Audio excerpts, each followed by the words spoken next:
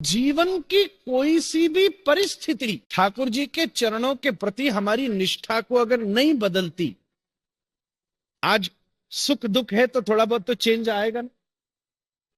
सुख है तो भगवान के प्रति हो सकता है बहुत साधन है तो चलो कुछ सेवा कराएं, बंगला बना लो, पोशाक धरा लो। बहुत ज्यादा दुख है तो ये आशा है कि ठाकुर जी के चरणों में बैठ के भजन करेंगे तो हो सकता है सब दुख दूर हुए जब से मैंने तेरा नाम लिया। कुछ ना कुछ। अब परिस्थिति क्या है, सुख दुख जैसे ही बदलेगा हो सकता है हमारे भाव में अंतर हो जाए। अगर यही कारण है तो अरे महाराज पहले बड़ी सुविधा थी, आ जाते थे वृंदावन, अब फुर्सत ही नहीं है। खूब हमने परिक्रमा लगाई, खूब हमने दर्शन किया जिससे काम चल जाए। अब काम चल गया इसलिए समय नहीं है कि वृंदावन जाओ। दोनों परिस्थिति। अब क्या करें, अब समय समय है तो वृंदावन के अलावा हम कहां जाएंगे। तो हमारा सुख और हमारा दुख हमारे अट्रैक्शन को चेंज करता है। ध्यान दीजिए, गीता में श्री कृष्ण कहते हैं सुख दुख समय कृतो, फर्क नहीं पड़ता। सुख और दुख दोनों का संबंध शरीर और मन तक है। मैं आपसे एक हाथ जोड़कर विनती करूं, बहुत ध्यान से सुनिएगा। मैं आपका आज विशेष अटेंशन चाहता हूं, थोड़ा मुझे भी ज्यादा परिश्रम लग रहा है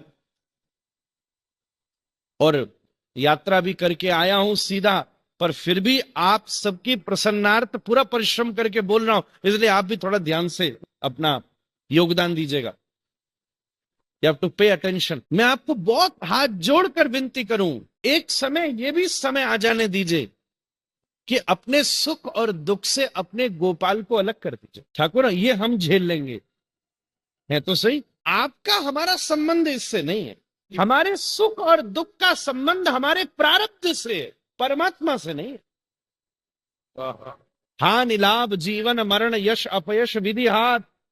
सुख और दुख का संबंध हमारे प्रारब्ध से है, परमात्मा से नहीं है हमारा। हाँ ठाकुर जी ये कोई मतलब नहीं हुआ, हमारे जीवन का दुख है तो हम खुद सहेंगे, पर हां परिस्थिति कोई सी भी हो बस इतनी सी कृपा करना आपकी विस्मृति न होने पाए, आपकी विस्मृति न होने पाए। इसको कहते स्थाई भाव, इसको कहते स्थाई भाव। मैं बहुत सरल कह के विनती कर रहा हूं। और जब स्थाई भाव हो जाए और ठाकुर जी के चरणों में रति हो। एक थोड़े दिन पहले एक बहुत बड़ा व्यापारी हमारे पास आया, ध्यान से सुनिएगा, सब युवा भी बैठे हैं, जीवन में फेलियर्स एंड अचीवमेंट्स दोनों आते। एक बहुत बड़ा व्यापारी आया और हमें यह पता था कि उसका सब कारोबार खत्म हो चुका है।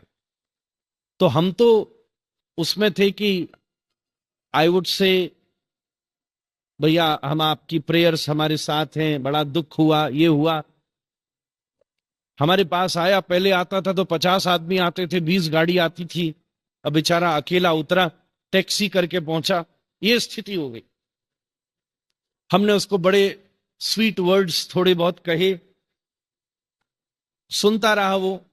मैंने कहा और सब ठीक है, तो मुझसे बोला महाराज जी बड़ी आपने आशीर्वाद दिए, सद्भावना दी, थैंक यू, पर मैं आपको सच बात बताऊं, भगवान ने बड़ी कृपा करी। मैंने क्या कृपा करी?